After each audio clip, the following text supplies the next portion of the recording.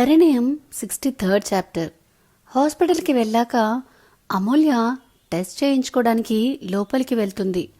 అప్పుడు సరియు ఆర్యన్కి కాల్ చేసి నిన్న వాళ్ళ మధ్య జరిగిన కాన్వర్జేషన్ గురించి చెప్పి అడుగుతుంది.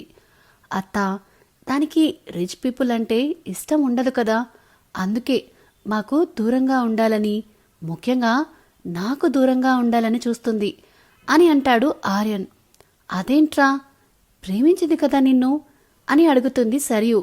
అది ఎంత ప్రేమించినా చెప్పదత్తా, గుండెల్లో ఆకాశం అంత ప్రేమ ఉన్నా పెదవి దాటనివ్వదు. నా లైఫ్ ఎక్కడ డిస్టర్బ్ అవుతుందో అని, తన గురించి ఎవరు ఏమనుకుంటారో అని. తన గురించి తనకి నిజం తెలియదు కదా అత్తా. బాధ ఏదైనా తనతో ఆగిపోవాలి అనుకుంటుంది, సంతోషం ఏదైనా అందరికీ ఇవ్వాలనుకుంటుంది.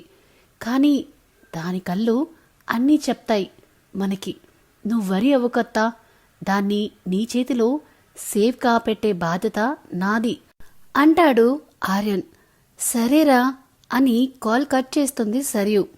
అమూల్య రావడం చూసి, అమ్మా టెస్ట్లు అయిపోయాయి, ఇంటికి వెళ్దామా అని అడుగుతుంది అమూల్య. సరే అని సరియు అమూల్యని ఇంటికి తీసుకెళ్తుంది. తర్వాత లంచ్ చేశాక రెస్ట్ తీసుకుందామని వెళ్తుంటే అమూల్య దారిలో కళ్ళు తిరిగి పడిపోవడం చూసి సరియు కంగారుగా అమూల్య అమూల్య అంటూ తనని తడుతుంటే అమూల్య లేవకపోవడంతో నీళ్లు చల్లి లేపుతుంది. అమూల్య లేచి చిన్నగా చుట్టూ చూస్తూ ఉంటుంది. ఏమైందిరా అని అడుగుతుంది సరియు. కొంచెం నొప్పిగా ఉందమ్మా అని అంటుంది అమూల్య. నొప్పా, ఎక్కడ్రా అని అడుగుతుంది సరియు కంగారుగా. అమూల్య తన తలని చూపిస్తుంది. సరియు కంగారుగా చక్రికి కాల్ చేసి రమ్మంటుంది. చక్రి వచ్చి చెక్ చేసి ఇంజెక్షన్ ఇచ్చి, డోంట్ వరీ ఆంటీ, అమూల్యకేం కాదు, ఏదో స్ట్రెస్ తీసుకుంటుంది, అందుకే ఇలా అయింది, జాగ్రత్త ఆంటీ అని చెప్పి వెళ్ళిపోతాడు. చక్రి ఆర్యన్కి కాల్ చేసి ఆర్యన్ అంటూ అరుస్తాడు. ఆర్యన్, ఏంట్రా నీ గోలా, ఫోన్ చేసి అరుస్తున్నావు అని అడుగుతాడు. మరేం చేయాలరా, నా చెల్లి కళ్ళు తిరిగి పడిపోతే అని అంటాడు చక్రి. రేయ్, నేనేం చేయలేదురా బాబు అని అంటాడు ఆర్యన్.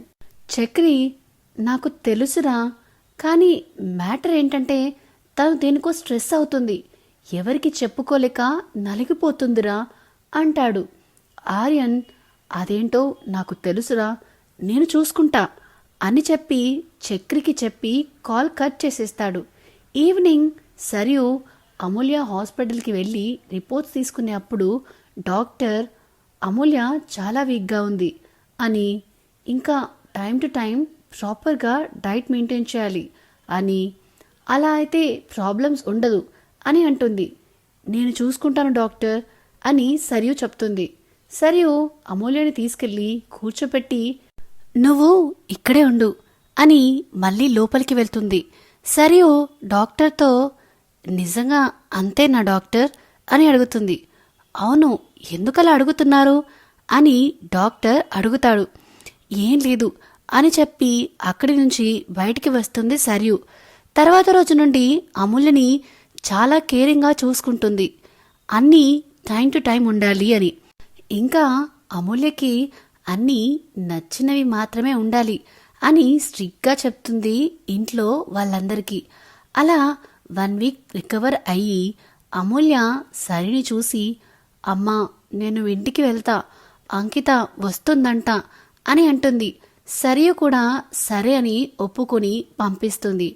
అలా తను వెళ్ళాక అంకిత జరిగింది కనుక్కొని కంగారు పడుతుంటే అమూల్య తనకి ధైర్యం చెప్పి ఆఫీస్కి వెళ్తుంది. ఆ రోజు వర్క్ అయిపోయాక అమూల్య ఇంటికి త్వరగానే స్టార్ట్ అవుతుంది. అలా తను ఇంటికి వస్తున్న తనకి ఆర్యన్ ఎదురుపడడంతో ఆర్యన్ నవ్వుతూ అమూల్య అని పలకరిస్తాడు. అమూల్య తన వైపు ఒకసారి చూసి హాయ్ అంటుంది. అమూల్య, నాకు హెల్ప్ కావాలి అని అంటాడు ఆర్యన్. ఏంటి అని అమూల్య షాకింగ్గా అంటుంది. ఆర్యన్, అవును, నువ్వు విన్నది నిజమే, నాకు ఒక హెల్ప్ కావాలి. అగ్రిమెంట్ ప్రకారం నేను అడిగినప్పుడల్లా నువ్వు నాకు హెల్ప్ చేయాలి అని అంటాడు. అమూల్య ఇక తప్పదు అని సరే ఏం చేయాలి అని అడుగుతుంది. ఆర్యన్ రేపు బిజినెస్ పీపుల్ అందరికీ గెట్ టుగెదర్ గ్యాదరింగ్ ఉంది కదా, దానికి వెళ్ళాలి. ఒక సూట్ కొనాలి అనుకుంటున్నా. ఏం తీసుకోవాలో ఎలా తీసుకోవాలో తెలియట్లేదు. సో షాపింగ్లో నువ్వు నాకు హెల్ప్ చేయాలి ప్లీజ్ అని అంటాడు ఆర్యన్. సో ఇదేనండి పరిణయం 63rd చాప్టర్. ఈ వీడియో కనుక మీకు నచ్చినట్టయితే please like, share and comment చేయండి. అలానే ఇలాంటి కొత్త కథల కోసం మన channel the novel whisperer with Viniyani subscribe చేసుకోండి. Thank you. బాయ్.